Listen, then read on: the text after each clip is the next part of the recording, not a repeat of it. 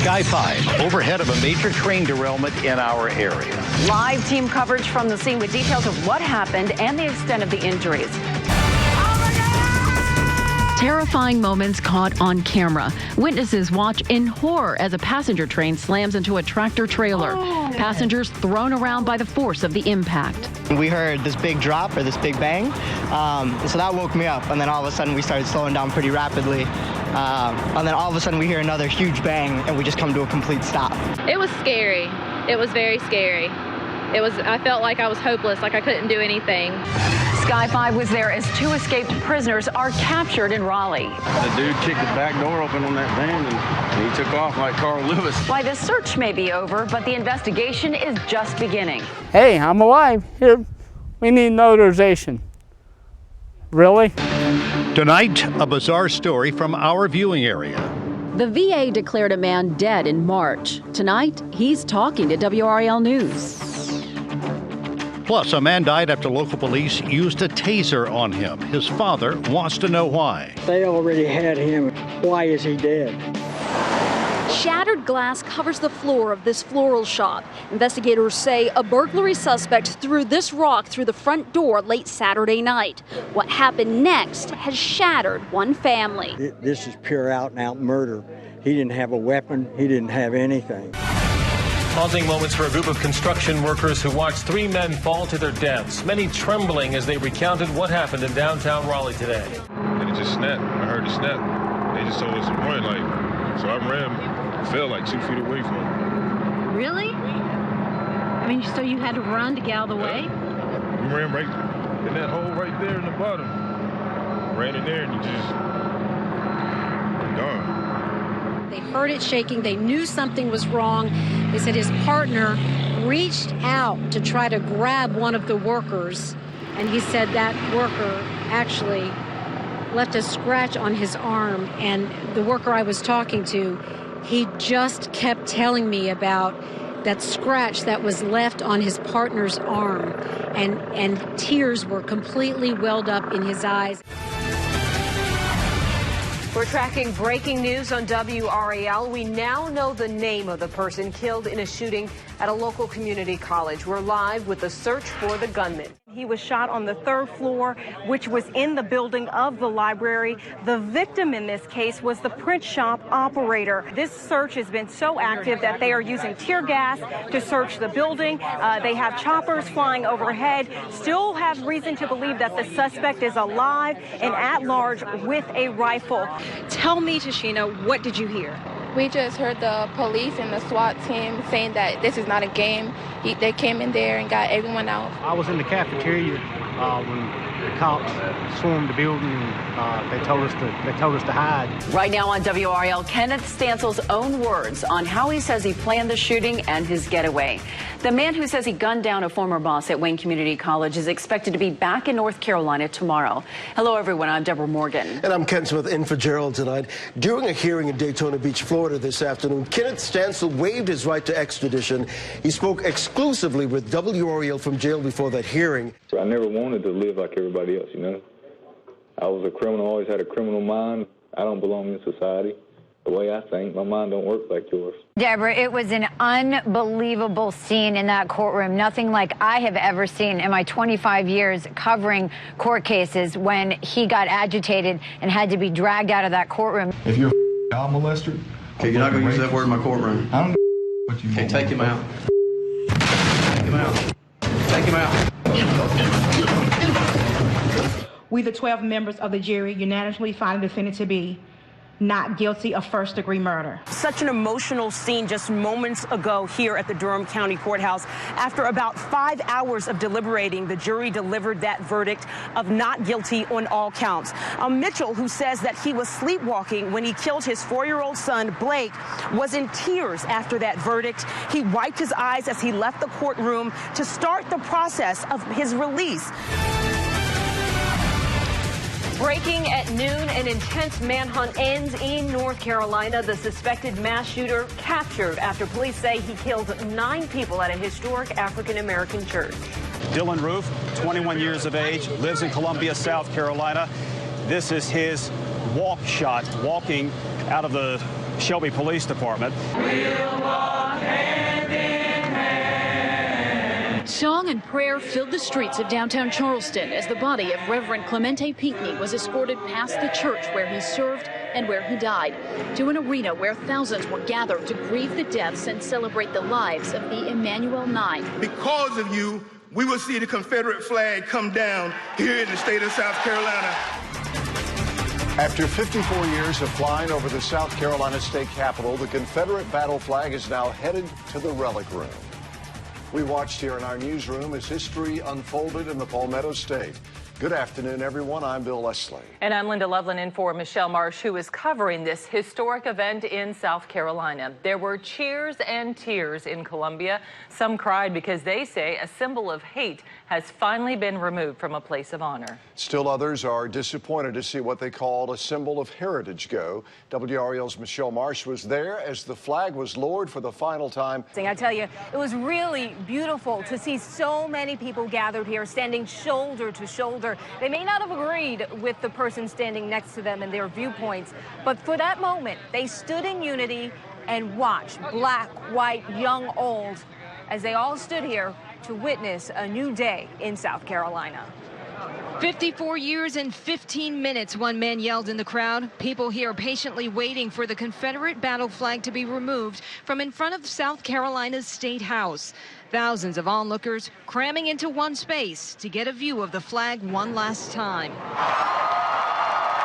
Then, as the color guard begins to lower it, cheers and applause erupt. We're bracing for a blast of wintry weather. WREL has team coverage as the storm approaches. We're gearing up for some potentially crippling conditions. I'll show you the sleet, snow, and freezing rain lines and who's at greatest risk. Brian Schrader has minute-by-minute drive times on all the major routes. Right now on WREL News at 4, as of this minute, we are officially under a winter storm warning this afternoon. Snow and sleet are moving in right now. We have live team coverage of this winter storm to help keep you and your family safe. Amanda Lamb live in Raleigh, where numerous trees are blocking roads. Check out what the slush is doing to these power lines. It's weighing them down. Some of them, of course, have snapped. That's why we're having the power outages.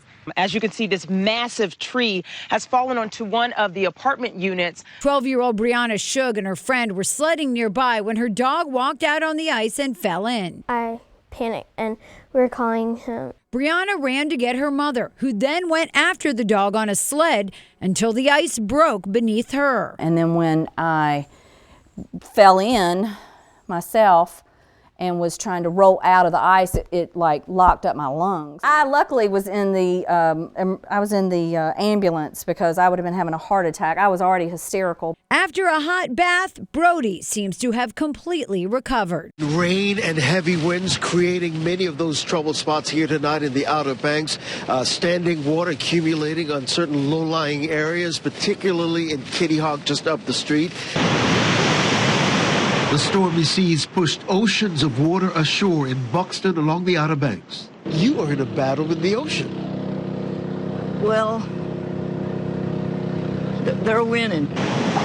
Here's the problem for Dylan, other business owners, and residents in Buxton. No beach, wiped out by years of erosion. Giant sandbags, not enough to hold back the powerful ocean. This is one of several breaches all along the Buxton coastline. We're sitting not so many feet above sea level, and without a beach as a protection, you see what's happening. We're getting waxed.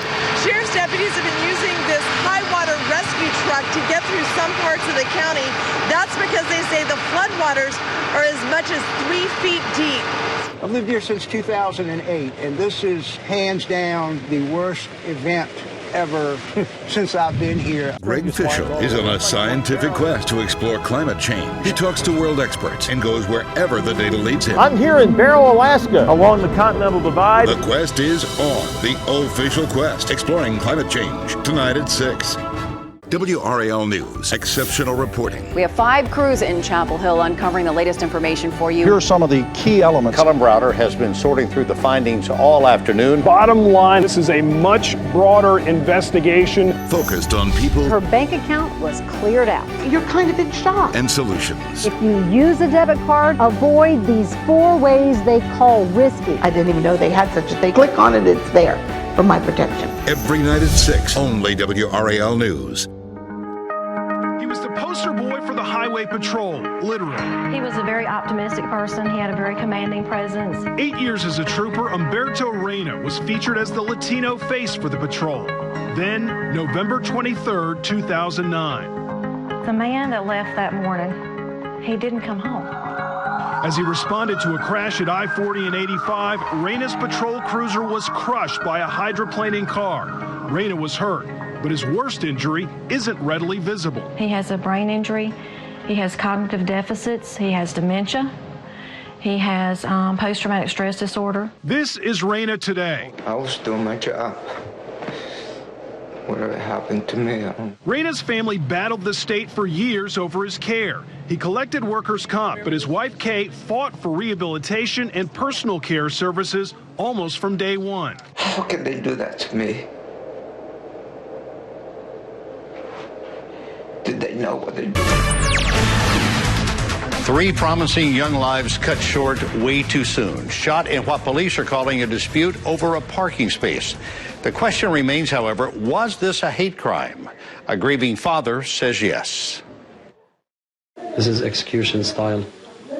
If this is not hate, I don't know what the police considers hate. The suspect's wife offering a different story, that the victims were simply in the wrong place at the wrong time. A passage from the Muslim holy book honored the lives of 23-year-old Dia Barakat, 21-year-old Yusa Salha, and her 19-year-old sister Razan Salha. Their friends and family in their darkest hour, shining a light at this vigil on what these 3 wanted to be and what they could have been. Dia and Yusa both bought me my first Carolina dentistry school sweater so we can announce it together. And 2 days ago, she sent me a picture of her in our matching sweaters, excited about us starting together. Barakat, a second-year dentistry student. His wife Yusa was set to join him in the School of Dentistry at UNC Chapel Hill in the fall. Razan, a design student at NC State. 2 campus communities now mourn. First, I kind of didn't care about it, but then it started hurting me. A WRAL special report on bullying. Did he say he was going to hurt you? Was that scary? Yes, ma'am. Brave children from the Triangle step forward to tell their stories. What did you believe? When you say the word kill, yeah, I do believe it. The WRAL special report on bullying. Watch it live and start a conversation with your kids. Wednesday at 6. Like that, they were just trying to brush it up under the rug and kind of not deal with it. And so at some point, your mom just said, we just can't go to this school. It's unsafe. And did you agree with her? Yeah. All right, buddy. All right, come on. For 8-year-old Joseph and his 6-year-old sister, Cassia, bullying happened on the school bus. What happened? He was pulling my book bag. Did he say he was going to hurt you? Was that scary? Yes, ma'am. He was just threatening to kick his butt. And, I mean, Joseph's a little fella. Stop, police. Put the weapon down. Get down, get down. Good job. At the Tactical Defense Academy in Hickory, virtual training begins with safety. Because you're going to get a nice little kickback. But neither instructions nor the fact that the gun is not real fully prepared me. Got him. Officers are getting the training to make critical decisions. With 5 screens to simulate real-life scenarios a police officer might be put in. They're going to be a threat, no threat at all. Stop. Oh. I'm dead. We have a saying, you're not going to rise to the occasion, you're going to fall back to the level of your training. Put the weapon down. Right now on WRAL News, team coverage of the developing situation in Paris. I'm Deborah Morgan on assignment in Paris. Today, the city is trying to return to a sense of normalcy. Coming up, we tell you how people here are trying to make sure the terrorists don't win. As roads reopen around the attack sites, mourners are trying to cover up the wounds. Flowers now sit in the holes made by gunfire Friday night. This is La Caroline, a bar the attackers targeted first. They went to a Cambodian restaurant across the street next. 15 people died here. People aren't laughing and as carefree as they were before. Brian Zucker is from Cary. He's been working in France for the past few months as a compliance attorney for SAS. He wasn't far from La Caroline when the gunman started firing. A band was playing Johnny Be Good, and people were dancing around the tables and having a great time. And then I got a text from a friend saying there had been a shooting, and the band stopped and people quit dancing. And then everybody realized it was a series of attacks. There were people in the streets and on the sidewalks talking, and a lady crying on a balcony, and some guys groaning on another balcony by hers, and people yelling down to the street trying to find out what had happened. It just felt like the most warm and loving place you could ever be. And then all of a sudden, all that was just lost. Zucker says it was shocking, and he's left with a feeling of wanting to help. He was part of a moment of silence at SAS France, was part of a discussion on the difficult issue of balancing security and liberty, and heard thanks for support from America. And they all talked about how they were really glad that people on Facebook in the U.S. had been putting the red, white, and blue stripes on their profile pictures and being very supportive. Yeah, it really did. So the French people here really want to send the message that they want to keep living life, and that's the message that Brian Zucker wanted to send too. Right now on WRAL News, our team coverage of the Pope's momentous visit continues. The Pope has left the island. We're going to take a look at the impact his visit has had on other religions here in Cuba. And David Crabtree reports live from our nation's capital as the Pontiff visits the U.S. for the first time. WRAL is traveling with the Pontiff. New at 5, live team coverage from Washington, D.C. and Cuba, where His Holiness just wrapped up a 5-day visit. The Pontiff thanked Cubans for the warm welcome and met with faithful followers before leaving the island for a flight to the U.S. Deborah, it's an amazing scene right now. Thousands of people are still receiving communion following the Pope's homily. We also saw a 78-year-old Pope that looked a little tired. That's understandable. He spent the past 5 days in Cuba before coming to American soil. Also in Cuba has been WRAL's Layla Santiago, who joins us now live from Havana. Layla. David, you know, the word of the day here has been hope. You ask any Cuban what they took away from that 5-day visit from Pope Francis, and that is what they will tell you. Tonight at 7, Inside Cuba, a WRAL documentary. Journalist Layla Santiago takes you on a journey with extraordinary access inside Cuba. Come along on a quest to reunite a North Carolina family with childhood friends in Havana, separated for 5 decades. She remembers. Inside Cuba, a WRAL documentary. Tonight at 7 on WRAL. Lazaro Valdez practices Santeria, a religion with deep African roots on the island. He tells me Cubans are always looking for hope, no matter the religion.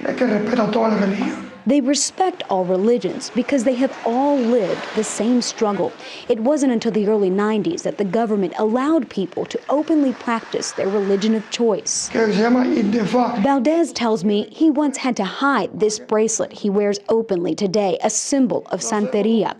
Now, he and many others are keeping a close eye on the Pope and praying for something else.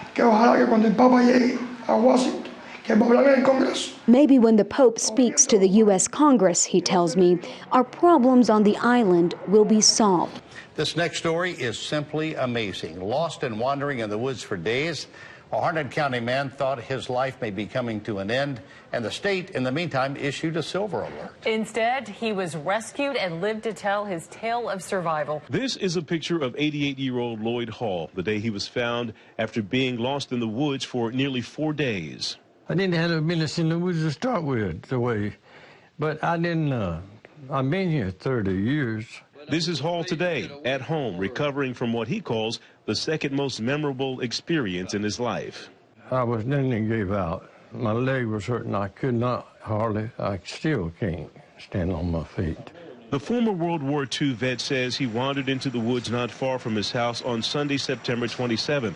He gave me a day-by-day account of his efforts to get home. It's an incredible journey for a man who wears 2 hearing aids and is legally blind. The hearing aids was no good. I done put them in my pocket, keep from losing them. I had fell down and sprang my glasses up till I put them in my pocket, because I knew if I lost them, I wouldn't ever find them. Hall says the neighbor's female dog stayed with him for 2 days. I says, little lady, don't you know the way back home? And she'd look around. Yeah, she knew the way, but she didn't make no noise. He thought for sure he would be found Tuesday when a highway patrol helicopter flew overhead. He stopped right over me, and I was waving a white handkerchief. That's the only thing I had. And then the dog was walking around. And I was telling him, this, you're right over me, you're right over me. And he was. It was just above the trees. But they didn't see him, and he spent another night in the woods. I was just so tired, I just gave up. But I was not excited. I was at peace. I asked God if it's my time to just let me go to sleep and let me go easy. Then late Wednesday afternoon, when he thought all was lost, he was found. I opened my eyes and there they were, and I just cried like a baby. Justice for Sonny. Their little boy died inside a Fort Bragg daycare. The same daycare has since failed state SIDS training standards, the same way Sonny died. An infant cannot come home and tell you that they had a bad day or that their arm hurts or anything. Or being mistreated. They're 100% susceptible to the people that are in that room with them. A fight also reinforced every time they hold Nico. Our biggest fear is that it will happen again.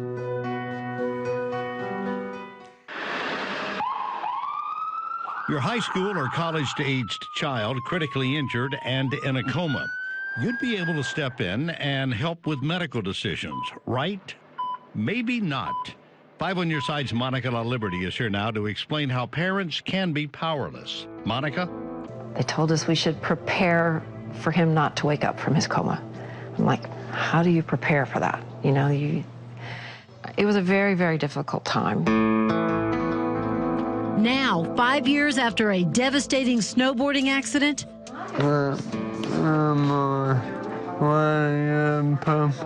Forrest is talking, walking, and rebuilding. It was very cool. It was good. It was good. Part of the mission now for his mom, Ray, to get parents to think about the unthinkable. While he was still in a coma, we had to hire an attorney. We had to come back to our county, appear in court, have essentially a little mini trial. All to get, in essence, legal guardianship to make decisions for Forrest when he couldn't.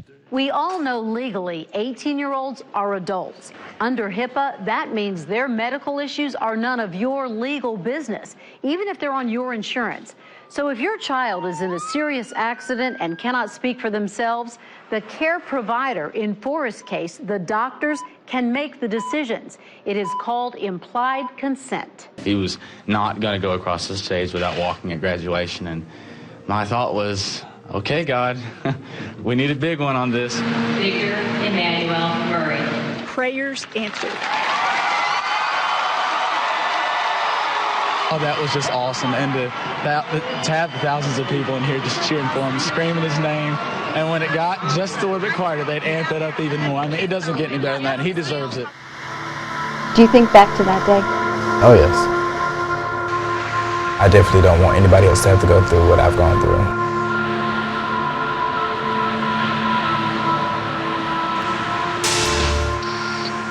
These need to be removed off every roadway throughout the nation. Do you feel that they are safe? Putting thousands of lives in jeopardy. If something's not done, it could be your family or mine. WRAL investigates thousands of Wake County families with this coming out of the tap. Wednesday, 5 on Your Side investigates power bills from Duke Energy Progress. Watch this WRAL Health Team report. They say, wow, I look better. Win their 5th national championship. The final score, Duke 68, the Wisconsin Badgers 63.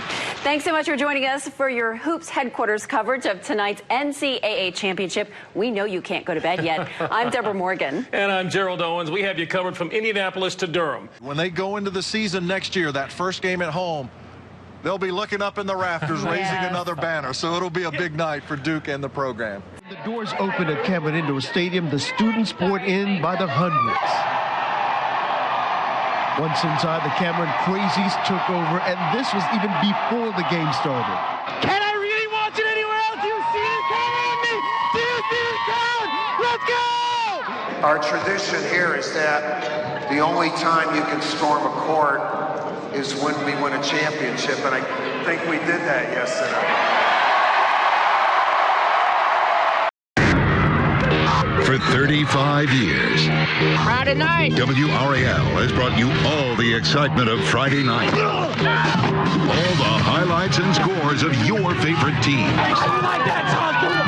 Football Friday starts right now. Introducing the new WRAL Sports Sunday. Local analysis of your teams, from college to the pros, with a special guest every week. We're dropping some knowledge, so lace them up. Let's go. This Sunday morning at 11:30, only WRAL. He cared more about people than wins and losses or records or anything. How honored and thankful and appreciative could I be that I had a chance to play 4 years for him. And he's a completely compassionate guy and a very humble guy, and that story will remain with me for as long as I live.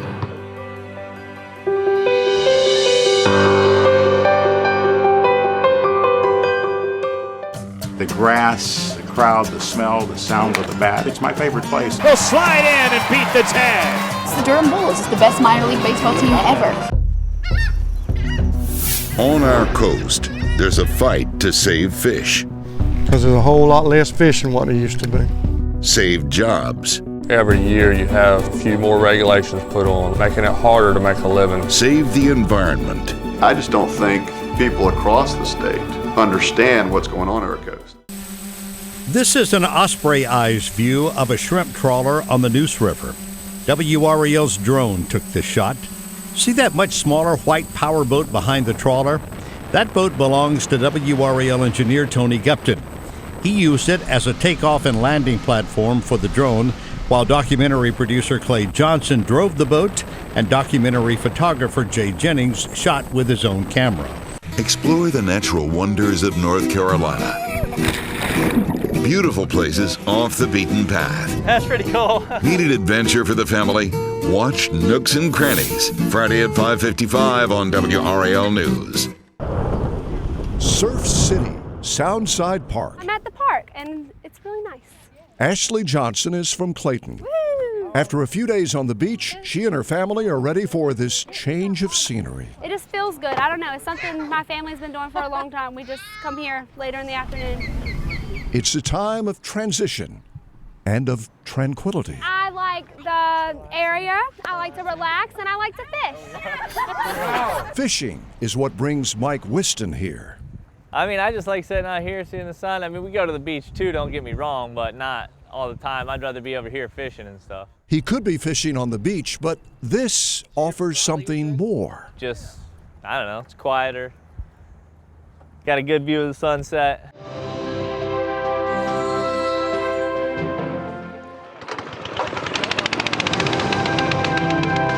There's definitely a magical about it. That's why I keep doing it.